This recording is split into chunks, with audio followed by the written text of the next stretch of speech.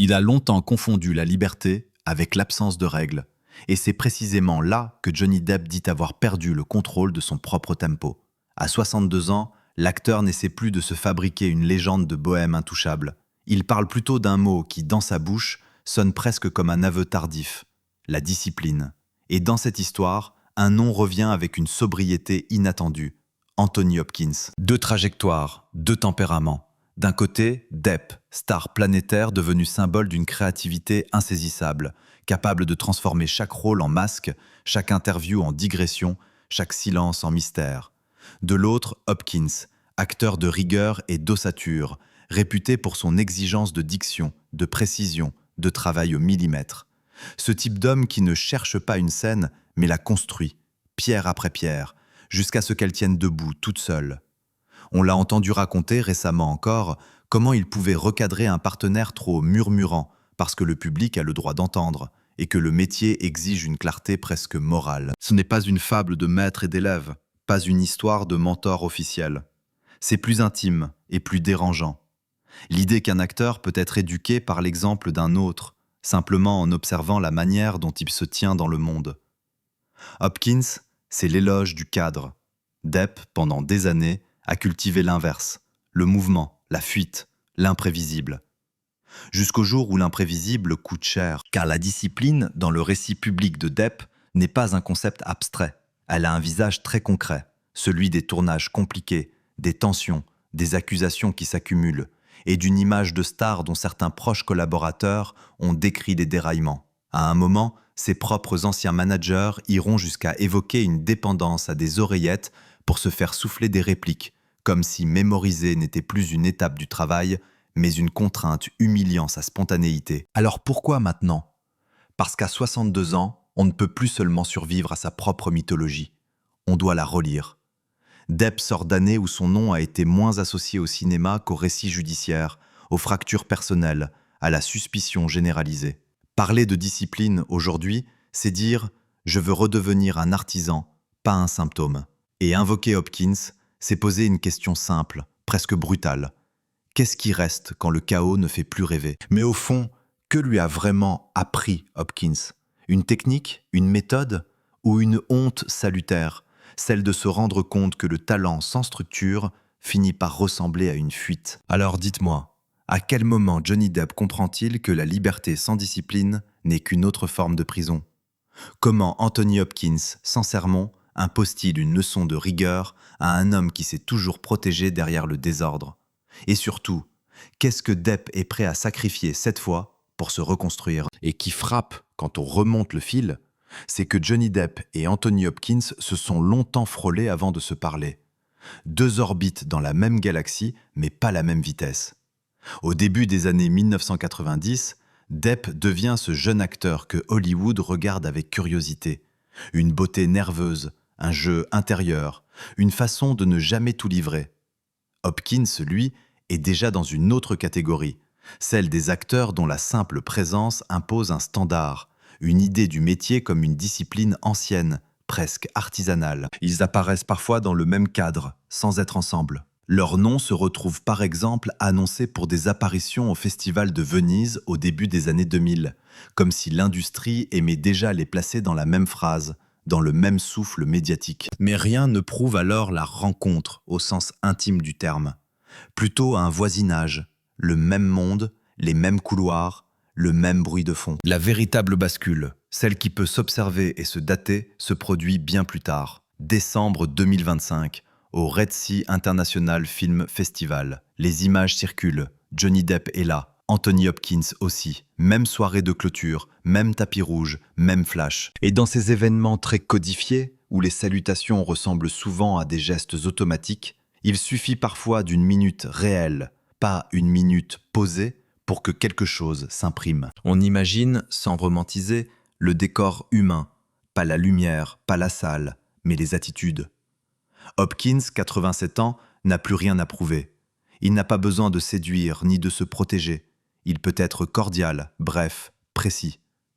Depp, 62 ans, arrive avec tout ce que son nom charrie, le génie populaire, les années d'orage, et cette question qui colle à la peau des artistes revenus de la tempête, Comment redevenir un professionnel quand on a été un symbole? Ce n'est pas forcément un grand discours. La discipline dans la vraie vie se transmet rarement par des slogans. Elle se transmet par une manière de se tenir, arriver prêt, écouter, ne pas se raconter d'excuses. Et Hopkins, depuis des décennies, raconte un rituel qui résume tout. Dans une interview, il explique sa méthode sans mystique. I learned the text called Read it maybe 100 or 200 times. Une phrase. C'est là que pour Depp, la rencontre devient plus qu'un moment mondain. Parce qu'à l'inverse, son image publique a été traversée par l'idée du débordement et ces dernières années par des récits humiliants sur le travail. La mémoire, les répliques, la fatigue, la difficulté à tenir le quotidien d'un tournage. Ses anciens managers ont même décrit en justice une dépendance à une oreillette pour se faire souffler des lignes. Détail controversé, mais révélateur de la rumeur qui l'a poursuivi, celle d'un artiste génial devenu imprévisible. Alors, face à Hopkins, Depp se retrouverait confronté à une évidence presque cruelle. Le talent ne négocie pas avec la rigueur. Le métier, oui. L'âge, oui. La réputation, jamais. Et Hopkins n'a pas besoin de faire la leçon. Il suffit qu'il existe comme preuve vivante qu'un acteur peut durer sans se consumer, qu'on peut être intense sans être chaotique, qu'on peut être libre parce qu'on a travaillé, pas parce qu'on a échappé aux règles. On peut imaginer l'échange dans un registre très humain, Depp qui glisse, avec cette politesse un peu pudique des acteurs, qu'il admire la précision, Hopkins qui répond, non pas par un compliment, mais par un principe. Et ce principe, chez Hopkins, ressemble à une ligne de conduite. Apprendre, répéter, internaliser, puis jouer. Pas chercher sur le plateau. Arriver déjà construit pour que l'émotion puisse surgir sans panique. Ce qui rend cette rencontre crédible, c'est qu'elle ne promet pas un miracle. Elle n'efface rien, elle ne blanchit rien. Elle pose un axe. Et Depp, à 62 ans, n'a plus l'âge des postures. Il a l'âge des choix. La question désormais n'est plus « ont-ils vraiment parlé longtemps ?» Le vrai sujet, c'est qu'est-ce que Depp a décidé de faire de cette leçon de discipline maintenant qu'il l'a vu incarner à quelques pas de lui. Ils ont connu la gloire, tous les deux, mais pas la même gloire, et surtout pas au même prix. Chez Johnny Depp, la célébrité a pris la forme d'une vague, massive, mondiale, parfois incontrôlable. Chez Anthony Hopkins, elle ressemble davantage à une architecture, lente, solide, presque inévitable. Pour Depp, le tournant public est clair, le début des années 2000, quand Hollywood le transforme en phénomène populaire. Pirates des Caraïbes ne se contente pas de confirmer un talent, il fabrique une icône. Le public ne voit plus seulement un acteur, il reconnaît un langage corporel, une démarche, une voix, une silhouette devenue signature. Les récompenses et l'emballement médiatique suivent cette mécanique-là. La performance est commentée, imitée, mémifiée avant l'heure, et Depp devient, pour des millions de spectateurs, un visage de l'époque. Mais cette gloire-là a sa contrepartie. Elle impose un rythme qui n'est plus celui d'un artisan. Tout s'accélère. Le système attend de lui qu'il répète la magie, qu'il rende l'exception reproductible. Et c'est précisément dans ces années de triomphe que Depp s'installe dans un paradoxe. Être adulé pour son imprévisibilité, tout en étant enfermé dans une industrie qui exige une fiabilité industrielle. Il récolte des nominations et des prix, et la machine des distinctions sert d'indicateur. Le succès n'est plus seulement populaire, il devient institutionnel. Hopkins, lui, n'a jamais eu besoin de ce type de frénésie. Sa gloire explose certes en 1991 avec The Silence of the Lambs, film qui devient un phénomène mondial et un jalon historique aux Oscars, remportant les Big Five, films, réalisateurs, acteurs, actrices, scénarios adaptés. Mais ce que cette consécration installe chez lui, ce n'est pas la tentation de la légende. C'est la confirmation d'un principe déjà ancien, la maîtrise avant le vertige. Et c'est là que la comparaison devient intéressante pour notre récit, parce qu'elle n'est pas morale, elle est structurelle.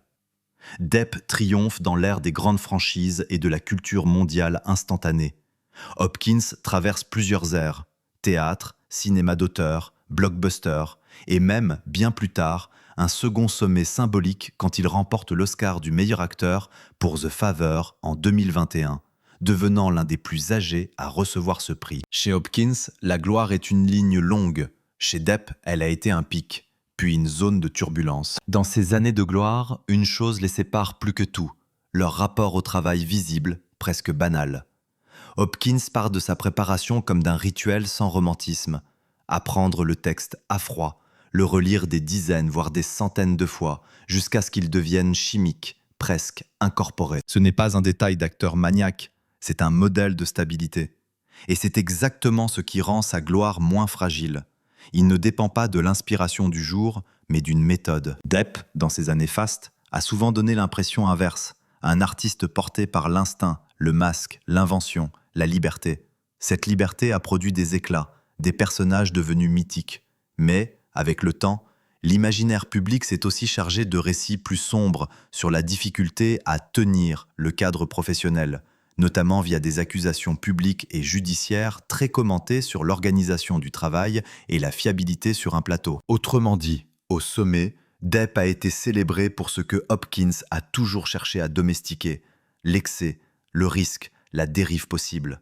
Et c'est précisément pour cela que, rétrospectivement, la leçon de Hopkins résonne. Parce qu'elle ne vient pas corriger un échec, elle vient relire une réussite. Elle pose une question que la gloire, paradoxalement, ne règle jamais. Comment durer sans se détruire? Il y a un moment où la gloire ne protège plus, elle l'amplifie. Et, chez Johnny Depp, les fissures ne commencent pas comme un scandale. Elles commencent comme une fatigue de structure, une mécanique qui grince, un homme qui, à force d'être célébré pour l'imprévisible, finit par payer le prix de l'imprévisible. Mais alors, comment repère-t-on une fissure quand tout le monde applaudit encore? D'abord, il y a les signaux faibles, les récits qui circulent dans les marges de l'industrie, ceux que l'on entend à demi-mot, dans les couloirs, sur les tournages. Il arrive tard, il n'est pas du matin, il faut s'adapter. Et puis un jour, ces murmures deviennent des articles, des enquêtes, des sources proches de la production. En 2017, autour de Pirates of the Caribbean, Dead Men Tell No Tales, des médias décrivent une situation où la production aurait dû composer avec une lente érosion de la fiabilité, avec des retards et des tensions qui obligent des équipes à improviser des solutions. Pour un acteur, ce n'est pas seulement une question d'horaire, c'est une question de contrat moral. Le plateau repose sur une promesse tacite. On peut être fragile, on peut être intense, on peut être tourmenté, mais on doit être là. Et quand on n'est plus là, quand les autres attendent, quand des centaines de personnes suspendent leur travail à un seul corps, la fissure devient collective. Pourtant, ce n'est pas encore le cœur du drame. Le cœur du drame, c'est quand la vie privée, la réputation, la finance, le récit public, tout se met à se confondre. À partir d'un certain point, Depp n'est plus seulement un acteur, il devient un dossier, un symbole, une bataille de perception. Et dans cette confusion, chaque détail technique se transforme en métaphore. Ce soir-là, un détail en apparence trivial explose dans l'espace public. L'idée que Johnny Depp aurait eu recours à une oreillette sur les tournages. Selon un grand portrait publié en 2018, ses anciens managers affirment qu'un ingénieur du son aurait été maintenu sur la masse salariale pour lui souffler des répliques via un écouteur. La nouvelle se répand comme une flamme, parce qu'elle touche un air intime. Un acteur doit-il encore porter son texte, ou peut-il le déléguer? Depp, lui, ne nie pas l'existence de l'oreillette. Il la re-raconte. Il explique qu'il ne s'agirait pas seulement de répliques, mais aussi de sons, d'éléments perturbants destinés à provoquer une émotion, à jouer avec les yeux, comme il le dit dans ses reprises médiatiques de l'interview. On est exactement dans la zone des fissures. Deux versions coexistent et le public ne sait plus laquelle croire. Mais, plus important encore, le public commence à poser la question, et cette question elle-même abîme. À cet instant, la discipline n'est plus un mot abstrait. Elle devient une comparaison cruelle, car, en face, Anthony Hopkins continue de raconter l'inverse avec une simplicité désarmante. I learned the text cold. Read it maybe 100 or 200 times. C'est presque humiliant tant c'est direct. Pas de légende, pas de poésie, juste une méthode. Et c'est là que se crée la distance entre les deux hommes, non pas dans le talent, mais dans la manière d'en prendre soin. Mais alors, qu'est-ce qui se fissure exactement chez Depp? Est-ce la mémoire? Est-ce l'énergie? Est-ce la confiance? Peut-être tout à la fois.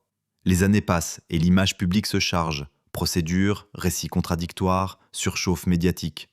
Même quand le cinéma continue, l'homme semble marcher avec du bruit autour de lui. La star devient un champ de bataille. Pourtant, les fissures ne sont jamais uniquement des scandales. Elles sont aussi des silences. Des moments où l'on ne sait plus s'il faut répondre, s'excuser, disparaître, attaquer. Des moments où l'on comprend que la célébrité peut devenir une cage, non pas parce qu'elle enferme, mais parce qu'elle exige un personnage permanent. Et, dans ce contexte, la leçon de Hopkins prend une autre couleur. La discipline comme refuge, pas comme punition, comme une manière de récupérer un territoire intérieur quand tout le reste devient procès, commentaire, interprétation. Ce soir-là, dans l'esprit de Depp, si l'on suit la logique intime de cette histoire, la fissure devient une phrase muette. Je ne peux pas continuer comme avant.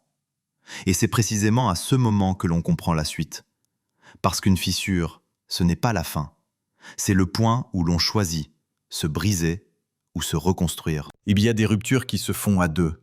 Et puis il y a celles qui se font devant tout le monde, avec des témoins qui n'ont jamais été invités. Pour Johnny Depp, la crise ne ressemble pas à une mauvaise passe. Elle ressemble à une fracture à plusieurs étages, intime, juridique, professionnel, symbolique. Et quand tout s'effondre en même temps, il ne reste plus beaucoup d'endroits où se cacher. Tout commence officiellement en mai 2016. Amber Heard demande le divorce et obtient une ordonnance restrictive temporaire. L'affaire devient immédiatement un récit public, saturé d'images, de déclarations, d'interprétations. Quelques mois plus tard, en août 2016, un accord est trouvé. Heard retire sa demande d'ordonnance dans le cadre d'un règlement. Les médias parlent alors d'un règlement à 7 millions de dollars. Et le couple publie une déclaration commune décrivant une relation intensément passionnée et parfois volatile, tout en niant toute intention de nuire. Mais alors, ce qui aurait pu rester une séparation douloureuse devient le début d'un cycle. Parce que la crise, chez Depp, n'est pas un événement, c'est une suite. Une suite où chaque épisode réactive le précédent. Et très vite, l'industrie observe. Elle ne juge pas seulement la morale, elle évalue un risque. Dans les années qui suivent, la figure de Depp se charge d'un bruit de fond permanent. Procès, récits contradictoires, camps qui se forment, Internet qui s'en mêle. Ce soir-là, au sens figuré, arrive le moment où le conflit quitte l'intime et se transforme en tribunal de réputation. En novembre 2020, Depp perd son procès en diffamation au Royaume-Uni contre The Sun. La décision du juge conclut que les accusations de violence évoquées par le journal sont substantiellement vraies, selon le standard civil, et la demande est rejetée. Peu après, la conséquence professionnelle la plus visible tombe. Depp quitte la franchise Fantastic Beasts à la demande du studio. Une sortie qui ressemble à une sanction sans procès pénal, mais avec une logique implacable d'images et de contrats. Pourtant, la crise la plus spectaculaire n'est pas celle-là. La crise la plus spectaculaire est celle où l'intimité est diffusée comme un feuilleton, où chaque détail devient un argument, où l'on n'écoute plus des personnes mais des preuves, des extraits, des récits montés et remontés. En avril-juin 2022, le procès en diffamation aux États-Unis se tient en Virginie. Le verdict, rendu le 1er juin 2022, reconnaît Heard responsable de diffamation sur les 3 points soulevés par Depp et lui accorde des dommages d'intérêt. Heard obtient de son côté une victoire partielle sur un point lié à une déclaration de l'avocat Adam Waldman avec 2 millions de dollars de dommages compensatoires. Mais alors, qu'est-ce qu'un homme entend quand un verdict tombe, après des semaines où sa vie est devenue un spectacle? Pas seulement gagné ou perdu, il entend surtout la confirmation que le monde ne le regardera plus jamais de la même manière. La crise, c'est aussi ce qu'elle produit à l'intérieur, une usure, une sensation de n'avoir plus de peau, des amis qui se taisent, des collaborateurs qui se distancient, des portes qui ne se ferment pas toujours, mais qui s'ouvrent moins vite. Et puis vient décembre 2022, comme une tentative de refermer la plaie. Depp et Heard annoncent un accord transactionnel. Heard met fin à son appel, Depp met fin au sien.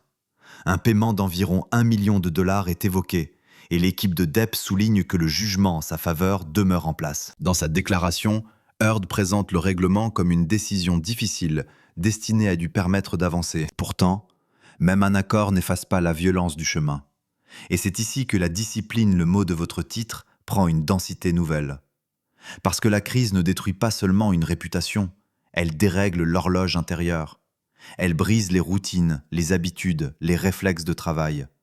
On ne revient pas au cinéma comme on revient d'un voyage. On revient avec une mémoire, avec des regards, avec une fatigue. Depp, plus tard, dira qu'il n'a aucun regret d'avoir mené ce combat et parlera d'une détermination à aller jusqu'au bout, comme si la crise avait été aussi une question de survie identitaire. Mais la question demeure, silencieuse. Une fois que l'on a gagné ou perdu dans l'arène, comment réapprend-on la paix? Comment réapprend-on le métier, le vrai, celui du matin, du texte, du plateau, du corps qui doit être fiable? C'est ici que l'ombre d'Anthony Hopkins devient plus nette. Parce que la discipline, dans une crise, n'est pas une morale, c'est une bouée. Une manière de redevenir quelqu'un qui travaille, plutôt que quelqu'un dont on parle. Après la crise, il y a une illusion dangereuse. Croire qu'un verdict ou un accord suffit à refermer la vie. En réalité, ce qui commence alors, pour Johnny Depp, c'est une période plus silencieuse, plus technique, presque ingrate. Reconstruire, ce n'est pas regagner une bataille médiatique. C'est réapprendre à être un professionnel dans un monde qui vous regarde encore comme un symbole. D'abord, il y a la nécessité de revenir sans triompher.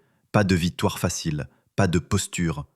À partir de 2022, l'image de Depp bascule d'un extrême à l'autre. Pour certains, il redevient l'acteur réhabilité. Pour d'autres, il reste un homme entouré de zones grises. Et cette polarisation a une conséquence immédiate. Chaque projet devient un test. Non seulement artistique, mais moral, politique, commercial. C'est là que la discipline prend un sens concret. La discipline ici, c'est choisir des gestes simples, travailler, tenir un plateau, respecter un cadre, accepter qu'on ne contrôle pas ce que le public pense, mais qu'on peut contrôler ce que l'on fait. La vraie reconstruction n'est pas spectaculaire, elle est répétitive. Le premier grand signe de retour se produit en mai 2023, quand Jeanne du Barry, film de Maïwenn, est choisi comme film d'ouverture du Festival de Cannes, hors compétition. L'annonce officielle tombe début avril 2023 et la première a lieu le 16 mai 2023. Ce choix n'est pas neutre.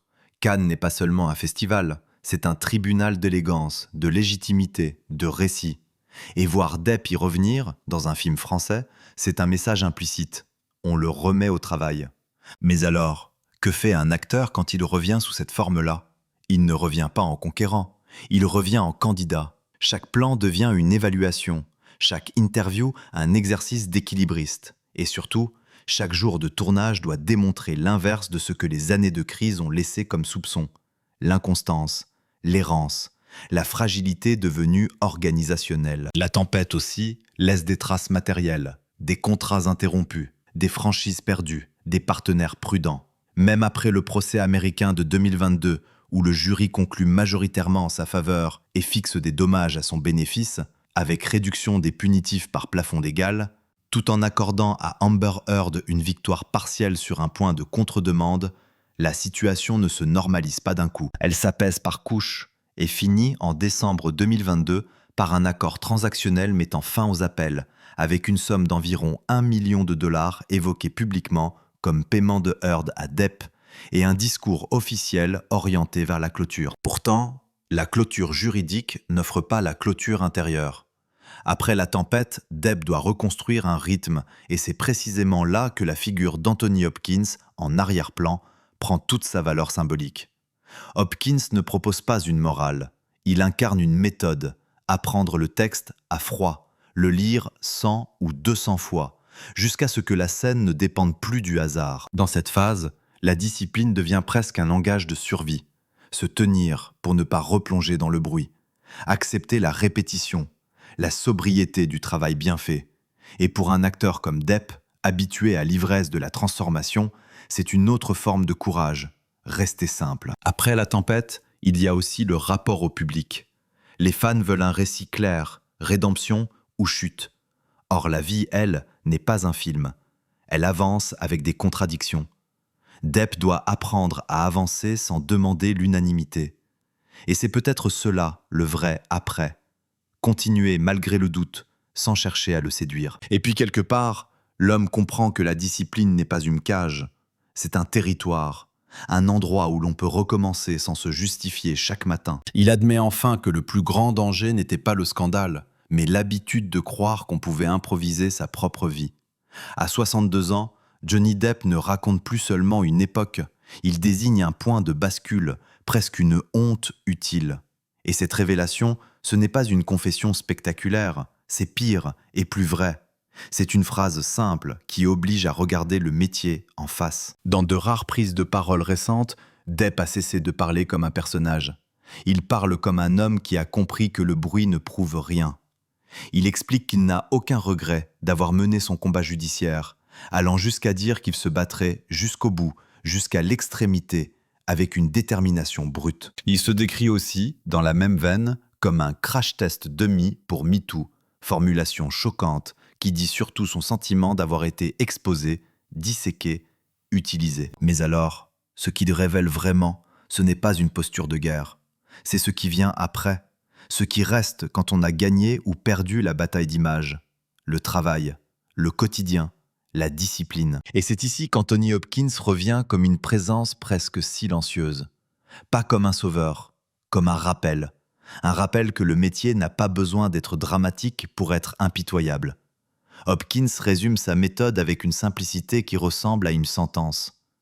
I learned the text cold. Read it maybe 100 or 200 times. Rien d'héroïque, rien de romantique. Une répétition, un geste obstiné, une forme de respect. Depp, lui, a longtemps vécu dans l'idée inverse, que l'âme d'un rôle se trouvait dans l'accident, dans l'instant, dans le lâcher. Et pendant des années, cette croyance a servi sa légende. Mais la crise a fait exploser le coût de cette croyance. Quand la vie personnelle devient procès mondial, quand chaque jour est commenté, la spontanéité ne ressemble plus à un art.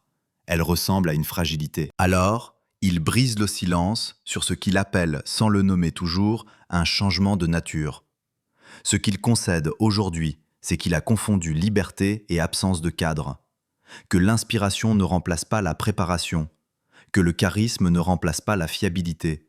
Et surtout, qu'un acteur n'est pas seulement jugé sur ce qu'il donne à l'écran, mais sur ce qu'il permet aux autres de construire autour de lui. On entend, dans cette révélation, un écho plus intime encore quand il parle d'amour et de vulnérabilité. Il se traite lui-même de sucker, un naïf, un homme trop prêt à croire à propos de sa relation passée, comme s'il reconnaissait une mécanique personnelle, se jeter dans l'intensité, puis payer l'addition. Cette phrase-là n'excuse rien. Elle dit simplement « j'ai un angle mort ». Et un angle mort chez un artiste finit toujours par toucher le travail. La révélation, au fond, tient en une idée. La discipline n'est pas un carcan, c'est une protection. Une protection contre soi-même, contre la tentation de se dissoudre dans le personnage public, contre le confort du chaos. Et dans ce mouvement, Hopkins devient une image limite, l'homme qui dure parce qu'il n'a jamais négocié avec les bases. Ce n'est pas que Depp devient Hopkins, il ne le pourra jamais. Et ce n'est pas le sujet. Le sujet, c'est qu'il reconnaît enfin la valeur d'une méthode qui ne flatte pas l'ego. Il y a dans cette révélation quelque chose de très sobre, presque triste. Comme si, à 62 ans, Johnny Depp acceptait cette vérité tardive. On peut être adoré et se perdre. On peut être talentueux et se disperser. On peut être libre et ne pas se tenir. Et il reste une question, suspendue, comme un dernier silence. S'il a enfin compris la discipline, est-ce qu'il aura la patience de la pratiquer jour après jour, sans théâtre, sans excuses, sans légende? À la fin, il ne reste pas un procès, ni une rumeur, ni même un film. Il reste une question plus intime. Qu'est-ce qu'un homme fait de sa vie quand il comprend, trop tard peut-être, qu'il a confondu la flamme avec l'incendie? Johnny Depp n'a pas besoin qu'on l'absout. Il n'a pas non plus besoin qu'on le condamne une seconde fois. Ce qui l'intéresse, à 62 ans, semble plus simple et plus difficile. Revenir au métier, comme on revient à une langue maternelle après des années de bruit. Le cinéma, pourtant, n'offre pas de guérison automatique. Il propose un cadre, un rythme, des rendez-vous. Et c'est précisément ce que la discipline devient dans la dernière partie de notre récit. Non pas un slogan de rédemption, mais une manière de vivre. Le mot n'a rien de spectaculaire. Il n'a pas le prestige de la création, ni l'éclat de la liberté. Mais il a quelque chose que les années de tempête ont rendu précieux, la stabilité. Il faut imaginer ce que signifie concrètement se reconstruire pour un acteur. Ce n'est pas seulement choisir un film ou revenir sur un tapis rouge. C'est accepter la répétition, la préparation, la fatigue ordinaire. C'est se lever pour une scène, recommencer une prise, écouter un réalisateur sans se raconter que l'on est au-dessus.